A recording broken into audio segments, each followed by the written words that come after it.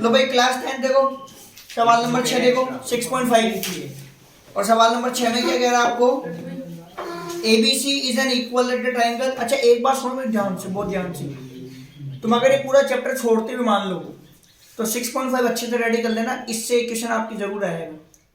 6.5 से तो कंफर्म है क्वेश्चन आपके आएगा आएगा, ठीक है ना। लेकिन फिर भी मैं आप लोगों को इंपॉर्टेंट करवा दूंगा इस चैप्टर के सबको कॉमनली, उनसे आपकी नैया पार हो जाएगी, उनके अलावा कुछ नहीं आएगा।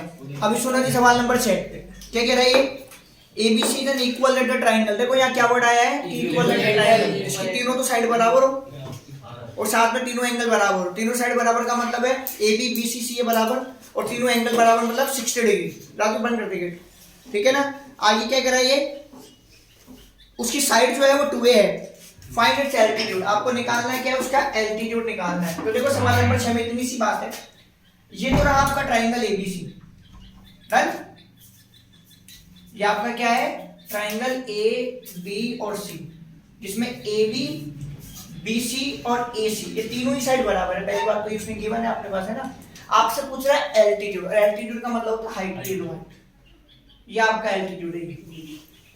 अच्छा मेजरमेंट कितने का है, 2A का, फिर से 2A का, और पूरा ये भी कितना है 2A, ये 2A का मेजरमेंट। और ये आ गया परपेंडिकुलर D, खोल दो गेट, वो आ गया होंगे, ये कुंडी खोल दें। ये है D का मतलब ये क्या है 90 डिग्री, ठीक है ना। तो ये आधी आधी हो गई, कितनी हो गई, आधी आधी। आधी आधी का मतलब हो गई ये भी कितनी हो गई A, और ये भी कितनी हो गई A। ये दोनों आपके कितने कितने हो गए, A और A हो गए, ठीक है। आज समझ में आ गई। परपेंडिकुलर का मतलब है इसको 2 इक्वल पार्ट में डिवाइड करेगा। क्या करेगा, 2 इक्वल पार्ट में डिवाइड करेगा। बात समझ में आ गई। अब ये दोनों ट्रायंगल कॉन्ग्रुएंट भी है आपके भाई। परपेंडिकुलर का मतलब सीधी सीधी सी बात है कि दो क्या करेगा, इक्वल पार्ट में डिवाइड करेगा। क्यों इक्वल पार्ट में डिवाइड करेगा, क्योंकि इक्विलेटरल ट्रायंगल के अंदर, किसके अंदर, इक्विलेटरल ट्रायंगल के अंदर मीडियन और एल्टीट्यूड सेम ही होता है। कौन कौन सेम होता है, मीडियन और एल्टीट्यूड। अगर मान लो ऑब्जेक्शन ये उठे कि भाई साहब ये कैसे बराबर हो गए, तो आप इसमें एक काम और कर सकते हो। क्या, देखो समझो कैसे, AB जो साइड है वो AC के बराबर, गिवन मतलब गिवन के बराबर है, और AD बराबर AD क्या है, कॉमन। और ये दोनों एंगल कितने कितने डिग्री के हैं, 90 डिग्री के। RHS से कांग्रुएंट हो गए, कांग्रुएंट। और बाई सिम्प्लिसिटी आप BD किसके बराबर ला सकते हो, CD के बराबर। अगर आप वो चीज ऐड करना चाहो तो मैं ऐड करवा देता हूं, ये तो चलो ठीक है, बाकी इतनी जरूरत नहीं है, ठीक है ना।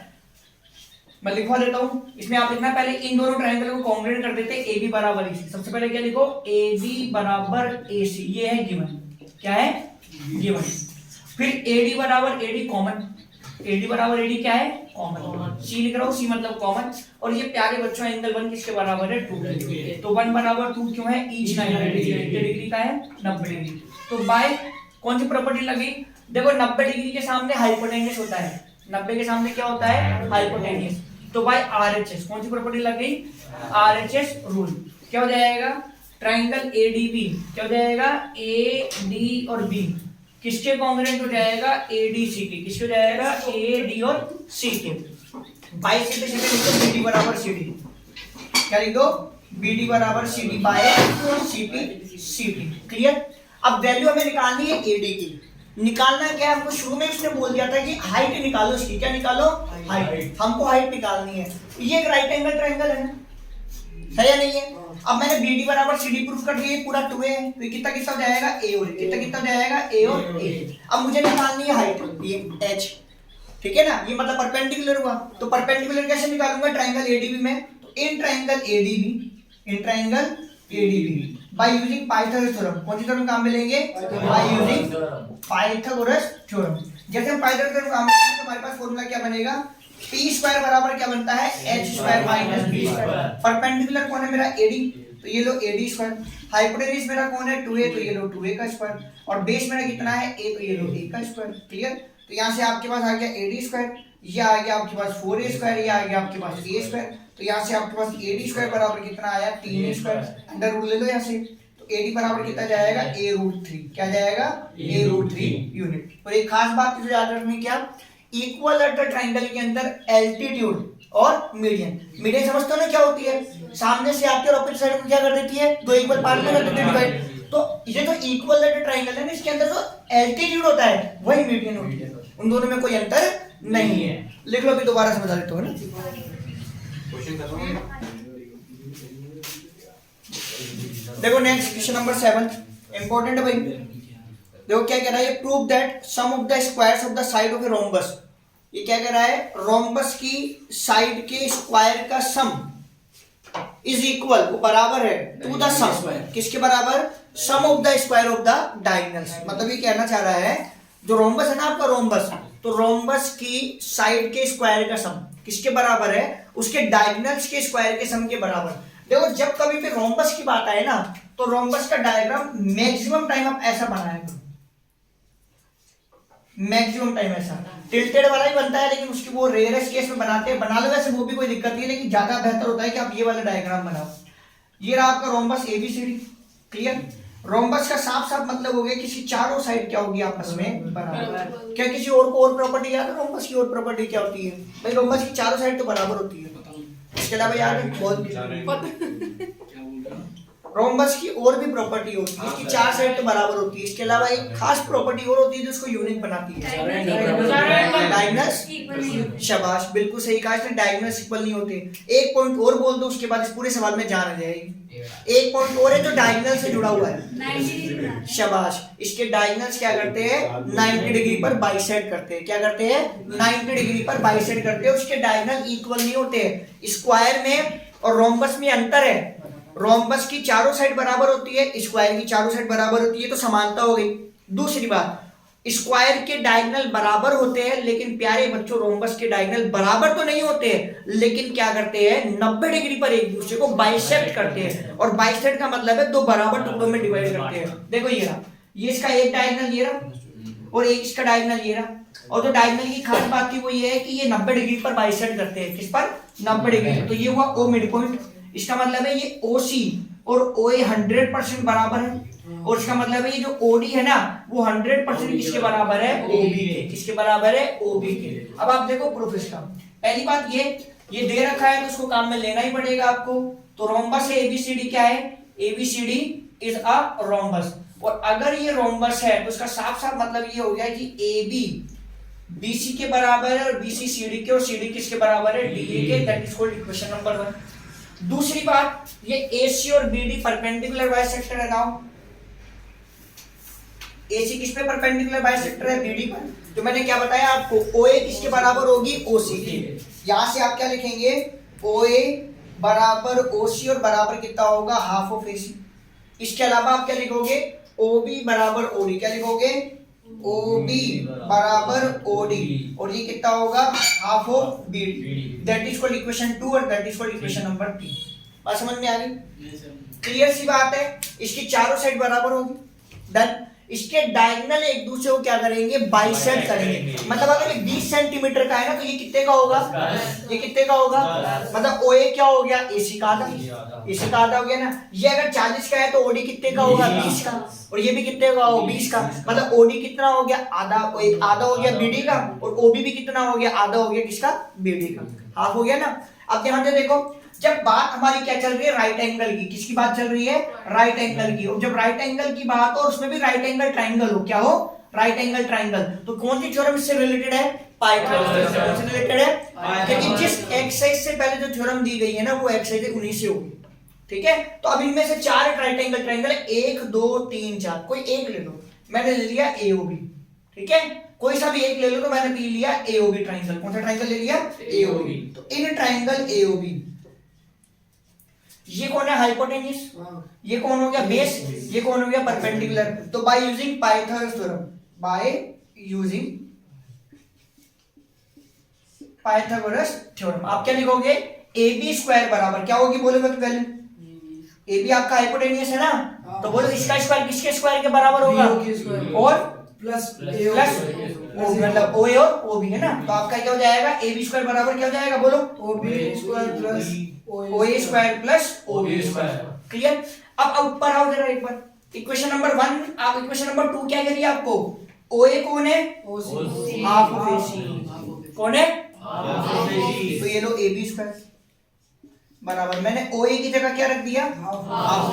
हम क्यों रख रहे हैं, क्योंकि हमारी प्रूविंग में कहीं पर भी OA और OB का जिक्र नहीं है। हमारे तो प्रूविंग में कौन है, AC और BD का जिक्र, तो इनको AC और BD में चेंज करो। तो OA कौन है, हाफ ऑफ AC, तो OA की जगह रख दो आप हाफ ऑफ AC का होल स्क्वायर। अब आ जाओ OB पर, OB कौन है? हाफ ऑफ BD, तो आप OB की जगह रख दो हाफ ऑफ BD का होल स्क्वायर। क्लियर? ये आपका AB square as it is बराबर इसका स्क्वायर करो, 1 का कितना होगा और 2 का और AC का AC स्क्वायर, तो 1 का तो 1, 2 का 4 और AC का कितना हो जाएगा AC स्क्वायर प्लस इधर क्या होगा 1/4 और BD स्क्वायर। सेम अप्रोच है बिल्कुल। क्लियर? क्या आ रहा है एलसीएम? 4 एलसीएम आ रहा है कि नहीं आ रहा? तो ये लो 4 एलसीएम ले लो। ये 4 अगर एलसीएम आपका सेम है, डिनोमिनेटर सेम है, तो न्यूमरेटर एज इट इज लिख दो। AC स्क्वायर को 1 से इंटू करेंगे तो क्या आएगा AC स्क्वायर, और BD स्क्वायर को 1 से इंटू करेंगे तो कितना आएगा BD स्क्वायर। क्या BD आएगा बेटा, OB को तो हटा दिया ना अपन ने। ठीक है, अब ये 4 को भेज दो यहाँ, ये 4 कहां चला जाएगा यहाँ, जैसे 4 यहाँ जाएगा तो क्या बन जाएगा 4AB स्क्वायर बराबर AC square plus BD square. अब यहाँ पर हमने जो चेंज करे उनके रीजन में लिखे, आपने यहाँ रीजन लिख दो। ये चेंज कहाँ से किया था? From equation second and equation third, ये आप यहाँ लिख देना। क्लियर? ये 4AB स्क्वायर, क्या मैं इसको ऐसे लिख सकता हूँ कि ये बताओ आप तो मुझे, ऐसे 1 2 3 और 4 और बराबर में क्या लिख दूं AC square plus BD square लिख दो। हाँ सर, ठीक है। अब AB क्या कहता है? मैं कौन हूं? BC। क्या कहता है? CD।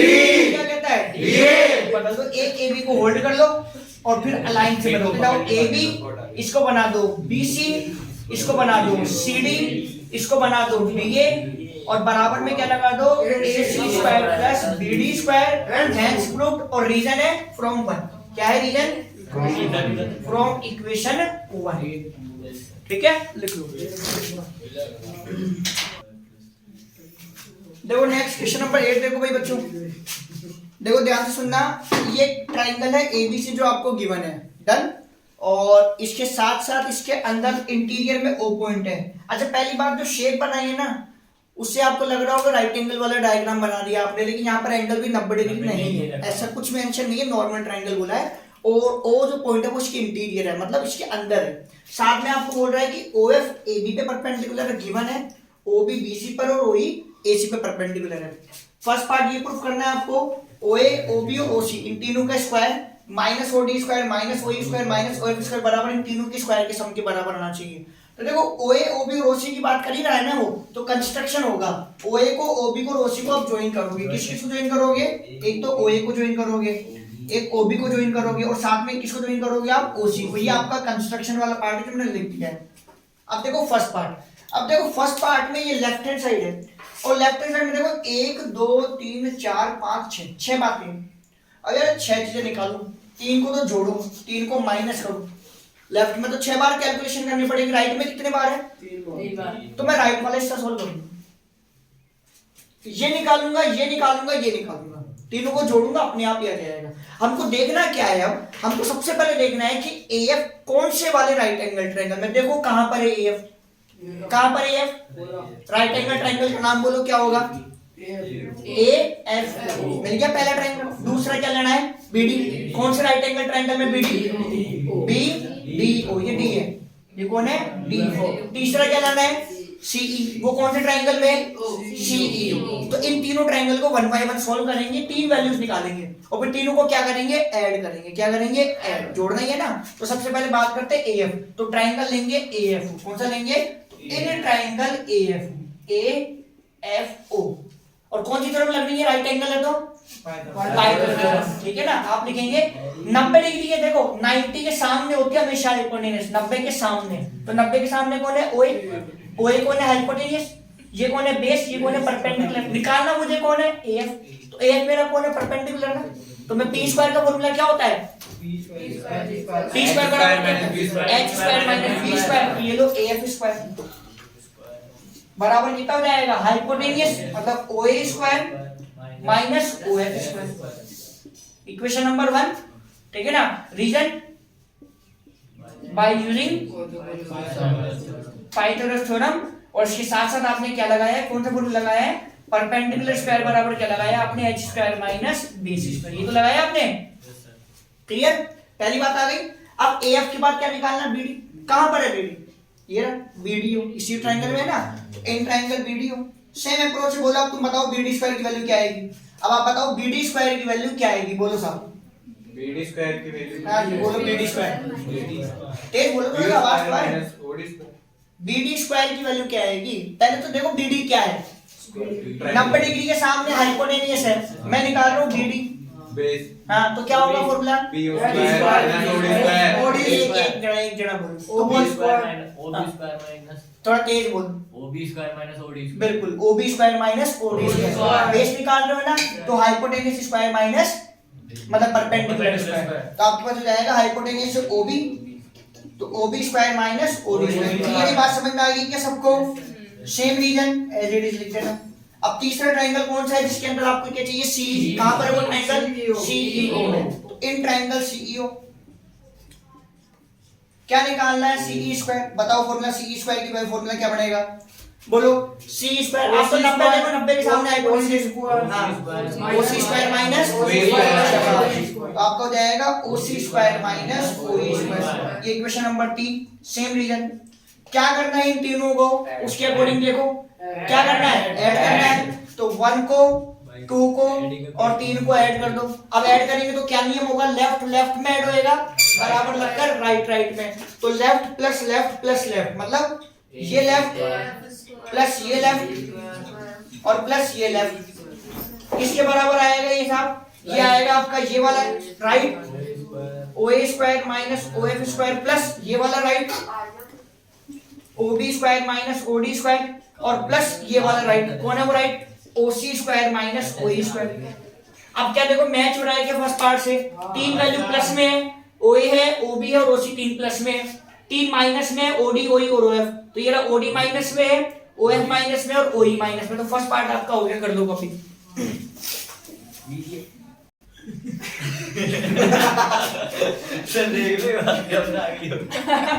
अरे छुट्टी के अलावा कुछ काम नहीं है, बस छुट्टी दे दो इनको। चलो देखो बेटा, अब देखो सेकंड पार्ट के लिए आपने फर्स्ट पार्ट में कर लिया प्रूफ, अब सेकंड पार्ट में ये लेफ्ट है राइट है, तो अब देखो लेफ्ट तो आपके पास आ गया, ये इसका लेफ्ट राइट ही है मेरा, एएफ बीडी और सीई का स्क्वायर ये रहा आपके पास, देखो ठीक है। अब बात हो गई किस वाले पार्ट की? राइट वाले की। देखो एई स्क्वायर बनाना है, पहले ट्रायंगल देखो एई कहां पर है, किस ट्रायंगल के अंदर है एई? किसमें है? एईओ। क्या फॉर्मूला बनेगा एई स्क्वायर का, बोलो जरा। अगर मैं इस राइट एंगल ट्रायंगल को लेता हूं और एई स्क्वायर की वैल्यू निकाल, क्या मिलेगा? ओए स्क्वायर माइनस ओए स्क्वायर। देखो ओए स्क्वायर ये रहा, और तुमने बोला ओए के साथ में माइनस में चाहिए ओई को, ये रहा, तो इसको साथ में लिख के एडजस्ट करो। देखो ओए ये रहा और माइनस में लिखो ओई स्क्वायर, क्लियर? प्लस अब आ जाओ सीडी पर, किस पे आ जाओ? सीडी। कहां पर है सीडी? ट्रायंगल बोलो सीडीओ। क्या वैल्यू बनेगी सीडी स्क्वायर की? ओसी स्क्वायर माइनस ओडी स्क्वायर, बिल्कुल ये रहा ओसी, देखो और ओसी माइनस क्या बोला आपने? ओडी, ये रहा ओडी ये रहा आपका, तो माइनस ओडी स्क्वायर प्लस अब क्या चाहिए आपको? बीएफ का स्क्वायर। कहां पर है बीएफ? ये रहा बीएफ। क्या बनेगा बीएफ का स्क्वायर? ओबी स्क्वायर माइनस ये रहा ओबी, देखो ये रहा ओबी स्क्वायर और माइनस का ओएफ ये रहा। तो आपका अगर फर्स्ट पार्ट आ गया ना तो सेकंड पार्ट हो गया, क्योंकि फर्स्ट पार्ट की हेल्प से ही सेकंड पार्ट लाना है। तो ये जो आपने बनाया इसकी वैल्यू क्या बनेगी? ए स्क्वायर। क्या बनेगी इसकी वैल्यू? ए स्क्वायर प्लस ये जो आपने बनाया इसकी वैल्यू आपकी क्या बनेगी? क्या बनेगी? सीडी स्क्वायर, ठीक है ना। ये जो आपने बनाया इसकी वैल्यू क्या बनेगी आपकी? BF square. क्या बनेगी? BF square. कहां से किया? अब उन तीनों ट्रायंगल के नाम लिख दो फ्रॉम ट्रायंगल। पहला ट्रायंगल आपका कौन सा था? हां तो एईओ, पहला ट्रायंगल एईओ था, कॉमा दूसरा ट्रायंगल कौन सा था? सीईओ, एंड तीसरा ट्रायंगल कौन सा था आपका? बीएफओ। बीएफओ और यहां पर साथ में लिख देना बाय यूजिंग पाइथागोरस थ्योरम और हेंस। चलो लिख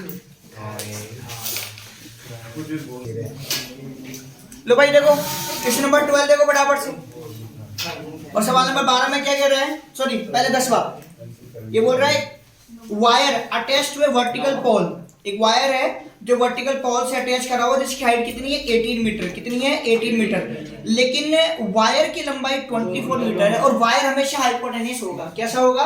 देखो ये आपका पोल है AB, इसकी हाइट है 18 मीटर, कितनी है 18 मीटर, ये वायर है जो कितना है 24 मीटर। अब आपके पास क्या बोल रहा है? बेस निकालो, निकाल लोगे? बिल्कुल सर। क्वाड्रेटिक फॉर्मूला लगाओगे, b स्क्वायर बराबर इतना तो आप कर ही लोगे, ठीक है। तो आपका सवाल नंबर 11वां है ना, सॉरी 10वें के बाद जो 11वां है वो मैं थोड़ा सा बता रहा हूँ, पहले 12वें के इंटू देख लो आप, ठीक है ना। 12वां भी आपका नॉर्मल आप कर लोगे। 12वें में सुनो, मैं हिंदी में बता रहा हूँ, आप अंग्रेजी पढ़ लेना। आपके पास दो पोल है, एक 6 मीटर ऊंचा और एक 11 मीटर ऊंचा है, जो ग्राउंड पर खड़े हुए हैं। उन दोनों पोल के बीच की दूरी 12 मीटर है। दोनों पोल का टॉप जो है ना, उसकी आपको हाइट निकालनी है। देखो ये आपका P1 जो 6 मीटर ऊंचा है, कितना है 6 मीटर ऊंचा। ये आपका P2 जो आपका कितना है 11 मीटर ऊंचा है। बात समझ में आ गई? और इनके बीच की दूरी कितनी है 12 मीटर, कितनी है 12 मीटर। आपसे कह रहा है ये हाइट निकालो, ये गैप जो है ना दोनों के टॉप, इसकी हाइट निकालो, मतलब ये डिस्टेंस निकालो, सॉरी तो P1 और P2 का जो टॉप है ना, इसकी डिस्टेंस निकालनी है। तो क्या करो, A से एक परपेंडिकुलर ड्रॉप कर दो सीढ़ी के ऊपर, ये लो, ठीक है ना। अच्छा डार्क लाइन से कर दो, परपेंडिकुलर ड्रॉप कर दिया अपन ने ऐसे, डन। अब ये बन गया आपका क्या रेक्टेंगल, क्या बन गया रेक्टेंगल। ये 12 है तो ये भी कितना होगा 12, ये 6 है तो ये भी कितना होगा 6 मीटर। लेकिन प्यारे बच्चों पूरा कितने का है 11 मीटर का, तो 11 मीटर 6 है तो कितने बचे 5 मीटर। ये कौन हो गया बेस, ये कौन हो गया, क्या निकालना है h, निकाल लोगे पक्का, डन। अब आ जाओ नेक्स्ट किस पर, 11 क्वेश्चन पे। तो 11 क्वेश्चन में थोड़ा सा आपको काम करना है, वो आप देख लो। और 11 में क्या है वो देखो, आप ध्यान से सुनो, 13 आ जाएगा 13। सुनो एक मैं हिंदी में बता रहा हूँ, आप पढ़ लेना इसको इंग्लिश में ना। एक एरोप्लेन है जो एयरपोर्ट से निकलता है, वीडियो बंद ठीक है, हो गया। अरे यार वो स्पेस भर गया हुआ है तो, ओहो चलो आज क्लास खत्म। चलो क्लास खत्म।